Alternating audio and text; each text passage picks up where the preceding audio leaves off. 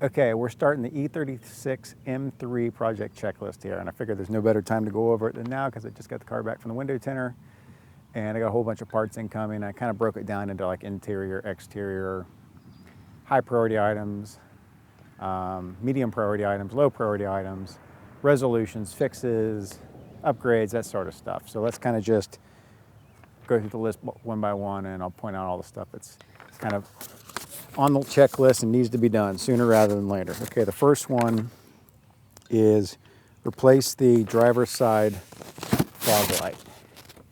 And I do believe it's out. Let's double check.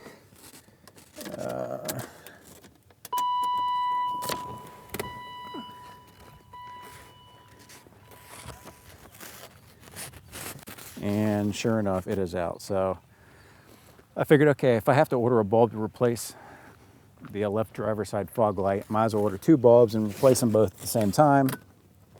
But if I'm going to do that and replace them both at the same time, should I go ahead and just order new lenses because those are sort of dated and I could get a little bit better, I don't know, a little bit more modern look at newer lenses, maybe different bulbs that are a little bit whiter and not so, you know, orange and yellow and stuff. So something to consider there. That's kind of further down the checklist, but we'll go over that in a minute. Number two, replace headlight, switch, dash light. Okay, that is the bulb behind the headlight switch here. And this goes out a lot. In fact, some people don't even know there's a bulb behind here and this stuff lights up.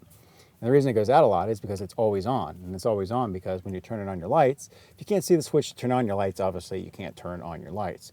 So it stays on all the time and it burns out quicker than all the other interior bulbs. So there's just a little screw and nut under here, you take it out.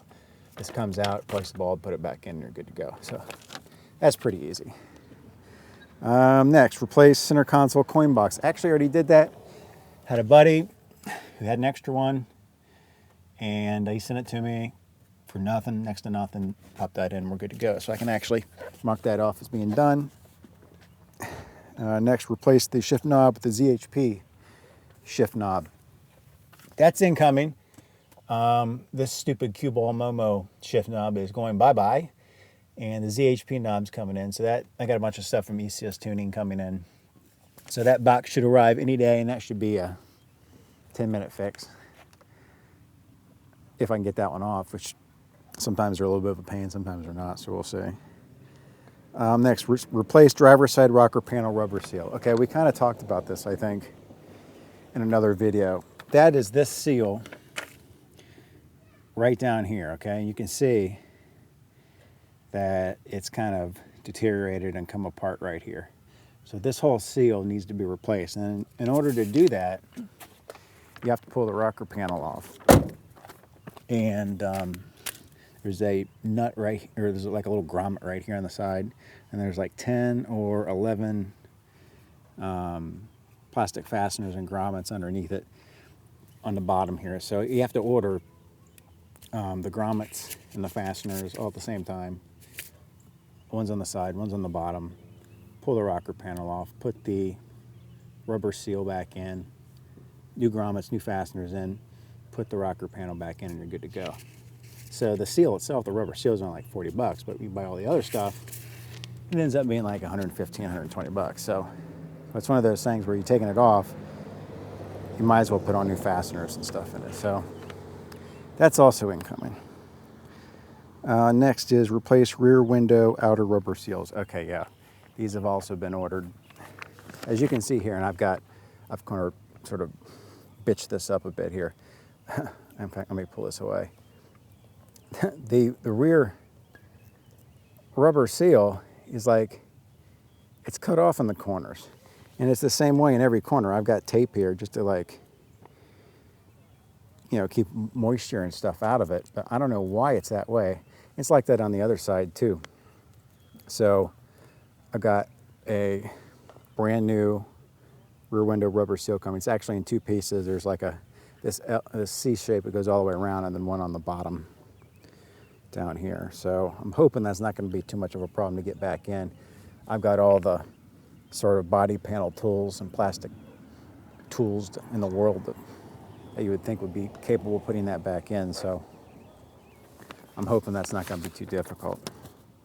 Next is replace the windshield cowling cover. Okay, yeah, that's the cover kit. And I think we talked about this earlier, but I'll give you a better bird's eye view of this.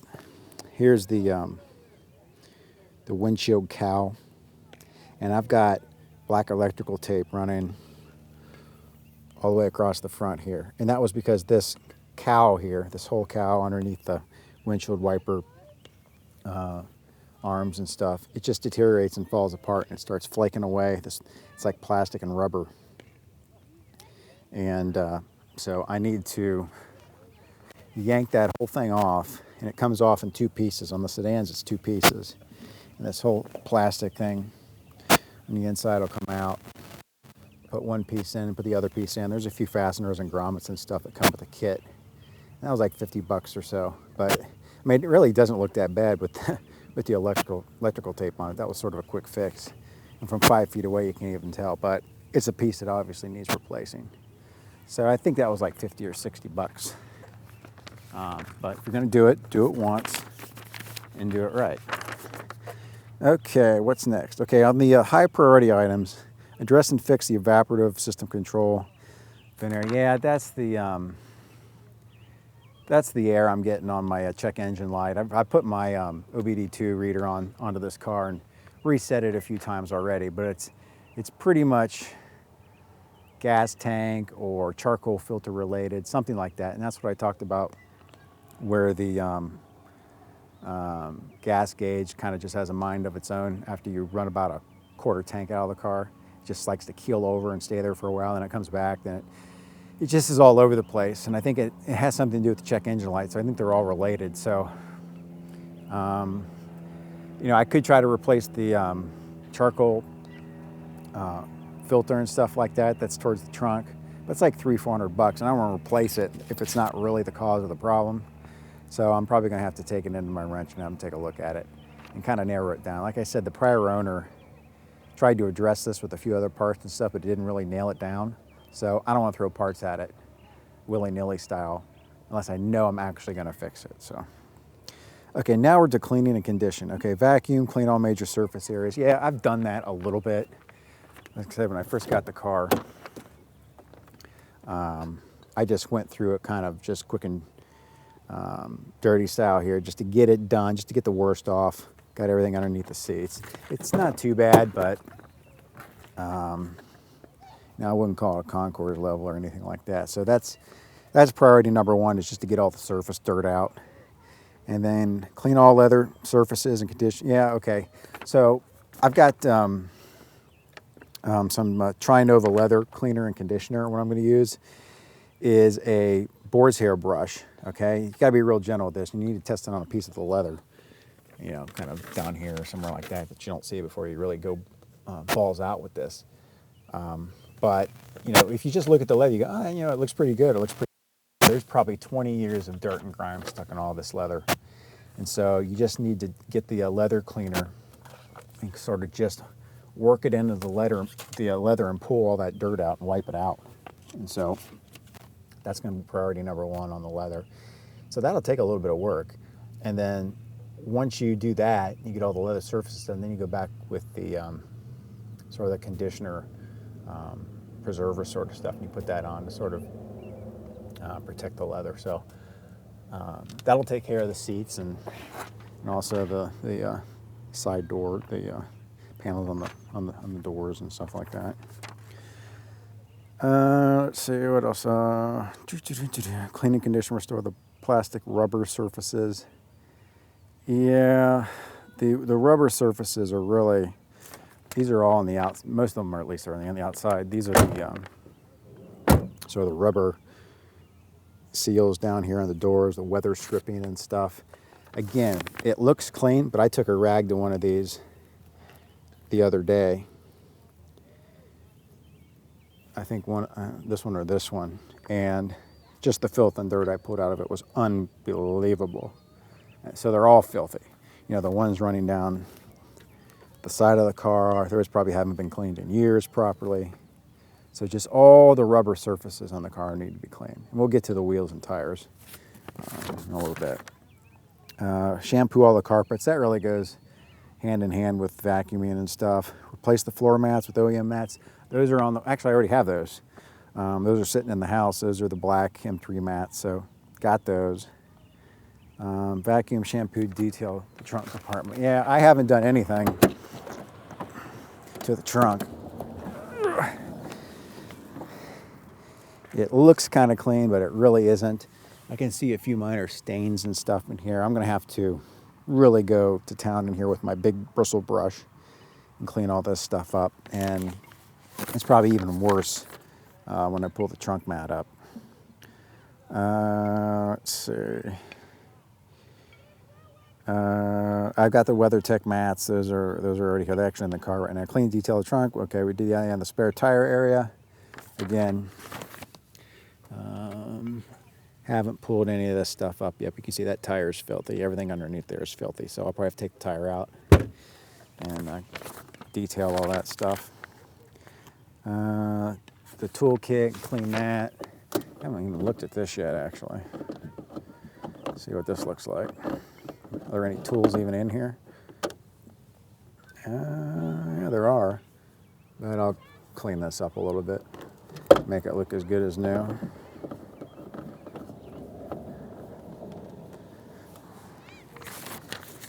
And insert a cargo mat. Yeah, the cargo mat is on its way too. That's the, I got one of these in the E46.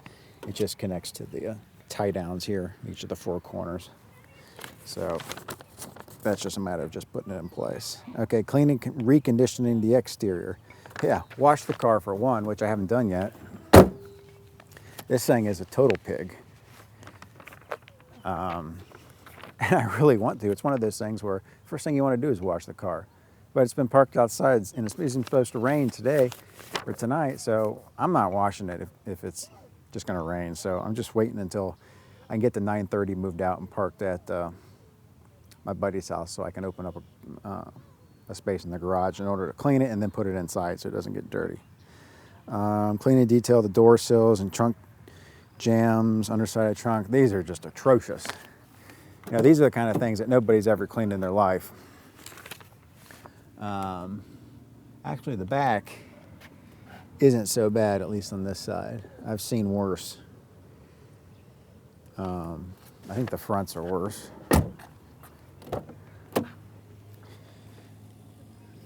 Yeah, not great. The same with the underside of the hood. I'm not going to open the hood right now, but the hood is really dirty on the underside. Again, that's the type of stuff that, unless you're just nuts like me, or you, nobody really bothers cleaning that stuff. Yeah, the outside rubber trim we already talked about. Cleaning the tires with rubber cleaner. These things have probably never been cleaned, although they are fairly new tires. I think they're less than 6 months or a year old, but the rubber on them has never really been cleaned. That's why they look so dull and they're almost like ashen in color. Let's see. Tail lights, clean the tail lights. Yeah, what I usually do is when I first get a car is on the tail lights, I usually pull the tail lights out and then clean them and then clean the sort of the housings that the tail lights sit in. Because after years, dirt and stuff kind of just gets in here, gets inside, and you can't really get it out unless you pull the tail lights. And for these, I think there's only like 3 or 4 screws inside the trunk. You just take those out, unplug the connector, and the tail lights will pop right out. So it's kind of an easy way to really clean your tail lights thoroughly and properly. Let's see. Remove all the wax and stuff on the outside. I don't know how much is on this car. I won't really find out until I wash it. But I like to use like, Griot has a product called Paint Prep, and that strips a lot of stuff off the car, kind of gets you down to bare metal. They also have some wax remover. You can use any product. I mean, I'm not trying to endorse Griots or anything. As long as you're just not buying, you know, bullshit off of late night television. A lot of the stuff is really the same. As long as you get a good product, you're okay. Clay bar, yeah, that's a biggie. I highly recommend clay bar in your cars, man. It makes a huge difference. You're gonna pull, at least I'm gonna pull so much stuff off this car. It's really gonna be interesting, but because I bet it's never been clay barred and it's life. So there's all kinds of contaminants and stuff that are probably buried in that paint. Razor scrape the windows and clay bar. Yeah, what I usually do is I've got like a, it's like a 10-inch long metal handle. You can stick a razor on the end of it, a straight razor. Not a straight razor, but like razor blades that you get at the supermarket. And it's a really good way to just scrape your windshield to get all the gunk and stuff off of it.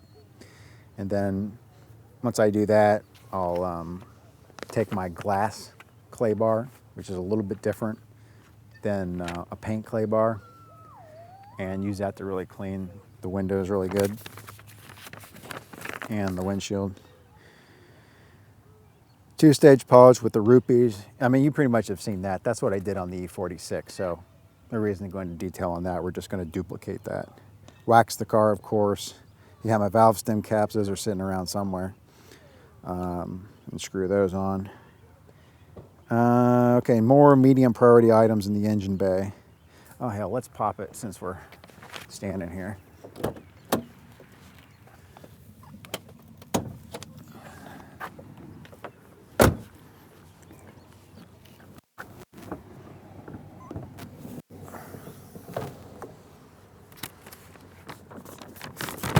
And here you can see the cowling up in front that I'm going to have to replace. That's that piece there with the vents and stuff. As you can see right there, you can see where it splits into two pieces. So that's why the sedan is two pieces for some reason. And the underside of the hood, that needs cleaned. Although I'm kind of looking out here because most of the underside of the hood is covered by a pad or something like that. Let's see. Pull and clean the headlights and the jambs and the housings. Yeah, that's going to be, I'm going to leave this probably to last to clean the engine bay and stuff just because it's so dirty and it's such a mess and it tears your fingers and hands up to get into all these little crevices and stuff. So it's on the list, but it'll probably be towards the end after I get the rest of the car mostly done. And I'll probably pull the headlights out and clean those. I did that on the other M3. It makes it easier just to clean that stuff out. A lot of times there's a lot of gunk and stuff behind these housings and stuff that you can get. Sometimes leaves and stuff get in there. Install the battery quick connect, disconnect. Yeah, I've got a battery tender. So I'll connect that up here. That'll make it easy to recharge the car so I don't have to open the trunk. And then basically non-critical items here. And these are sort of things that, I can do them as time allows. If I get a hankering, I might bump them up the priority list. I might not do them at all. Clean and detail all the wheel wells. Yeah, you've seen that. Seen what a bitch that job is. And it's probably not going to be any better on this car since I'm sure they've never been done. So that's on the list, and I'm sure I'll get to it. It's just not going to be anytime soon. Replace the interior lights with LED lighting kit. I've actually already ordered those. So those are on the way. So all of the interior lights, up here, in the footwells, in the back, glove box, everywhere, all that stuff will be getting replaced, and it should be pretty easy. I think there's like 12 or 14 bulbs in total. So once those come in, I'll try to bump that up the priority list and do a video on that so you know how to do it. Replace the fog light housings with aftermarket. I already talked about that. These fog lights, number one, they're just sort of amber, yellowy in color. They're not really that good looking. They're sort of halogen style. And so I could put just some new bulbs in them, and that'll help. Or I could replace the entire lenses and kind of give the front a little bit more up-to-date look. But I still like to kind of keep the car looking stock. Replace the C33 stereo head unit. Now, I may bump that up the priority list because that's just so easy to do. It's like a 5-minute job. I've got the C33 in here. I'd replace it with the CD43. So you just pull these tabs out here. There's one there. There's one on the other side. I think it's like a 2 or 3 millimeter Allen wrench. You just stick in there, undo it, pulls out. There's 2 or 3 connections in the back, and it should be plug and play. CD connector, like antenna, the pigtail in there, and you're good to go. So I've seen them on eBay. They're about 250 to 300 bucks. So it's not like they're not out there. Not like I can't do it. I just got to talk myself into spending the money to do it. But I really want to get tax day out of the way first, man, because I owe Uncle Sam a bunch of money, and I really need to see where my finances are after April 15th. Replace the speakers and subwoofers. Talked about that a little bit. You know, the BAV audio system, their stage 1, is mostly plug and play, which is nice because I really don't want to tear this car up and do like a huge aftermarket system. So you got to take the door panels off, and you take the speakers and tweeters out, and I think you pop in their new speakers and you like glue them in, and the subwoofers are underneath the seat, kind of buried in the footwell, in the floor. It's kind of like a little doggy door in there. So you kind of tilt the seats back, you undo the seats and tilt them back, and you can get in there and sort of do a plug and play. So that's kind of on the list, but that's like $1,000 to do it right with the subwoofers and the speakers. Doesn't sound like a lot of money for audio, but the CD43 upgrade alone is going to help the audio just because it pumps out more watts. From everything I've heard, it's got better bass and treble and stuff. So I'm not trying to, you know, win any tuner awards or anything with like my stereo system in this car, but something a little bit nicer would be good. Replace the headlights. Yeah, I'm thinking about doing that. Here's what I want in a perfect world. I want HIDs in the front with the perfect world with the halos that match in color to the fog lights. But I'm not sure how much money I want to spend to do it. If I just put the halos in there, it's going to look stupid because the fog light or the lights are going to be, you know, just halogen, amberish color, and the halos will be kind of white. That's not going to look right. And if I replace the fog lights and do the same thing, they're not going to match. So then the question is, okay, well, do you put like LED fog lights in? But then you got some connection issues. They're sort of plug and play, but you've got like little like adapter pigtail plugins and stuff in order to make them work, so you don't get idiot lights and stuff in your car. So I'm not really sure what I'm going to do there. You know, you can buy the bulbs separately, and then you can buy the lenses separately, or you got some people that do them all together, but then they charge you an arm and a leg for doing them together, so not sure. Side markers, that's a 5-minute job. But the problem is I don't really want to place the side markers yet because I haven't done anything else to the turn signals or the rear tail lights. So it's kind of one of those things where if you do one, you need to do them all so they all kind of match. It goes for the tail lights, the same thing. You know, you can get the smoke tail lights and the white tail lights. I think it looks okay as is. Probably pass on that. Same with the turn signal lenses. Place the exhaust. You know, again, you know, you're in the $1,000, $1,500 range. It's certainly, that's a want. It's not a need. This has the stock exhaust on it. It's kind of nice that this car is kind of quieter. It's a little bit stealthier. Yeah, you put an exhaust on, it's going to sound better. Is it going to perform better? Not really. I mean, I couldn't tell much when I put the Remus on my Cayman. It does sound better, though. I give you that. Replace the trunk M3 badge. Yeah, I probably will do that like I did on the E46 and put a black badge on there. Replace the kidney grills. That's probably going to happen, too. I'll take the chromes out and put the black ones in. And fix, replace rear door mat pockets. Okay, this is sort of a constant bane for E36 owners. These mat pockets in the back.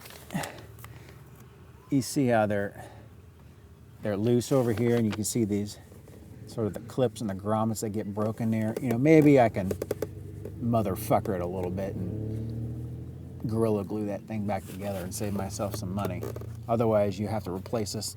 You know, you can't just buy the little dowel that connects these things up and holds them in. You got to buy like the whole mat pocket and the dowel all over. And the other one's the same way. It's kind of flopping around a bit like this. Basically, everybody gets out of the car, they kick these things with their shoes and stuff, kids in the back, and they eventually break. So, you know, certainly not something that needs to be done right away, but if you wanted the car to be absolutely perfect, that's something you would probably address. And that's pretty much it for the initial list. I mean, this list is subject to change, perhaps subject to change without notice. But it's going to keep me busy, certainly over the spring and summer, that's for sure. What I'll probably do is I'll probably create like a video series for this car and then put them all in one bin, and you can tool through them all and find the ones that you like. I'll probably start, as soon as I can get space in the garage, I'll probably start on some of this. Like I said, a few of these things I might bump up the priority list if they're easy to do and make a video on it. So we might jump around here a little bit from high to medium to low priority stuff, but this is sort of the general idea of what direction we're going here. So there you go. If you have any other suggestions on what I might do to this car, what I should do, what I shouldn't do, let me know, put them in the comments. I do read the comments. I don't respond to every comment, but I try to read them. And if you like this video, like it. If you didn't like it, piss on you. Follow me on Instagram, Twitter, ChrisWorldTV. And if you haven't subscribed, what the hell? Subscribe today so you never miss an episode. Take care.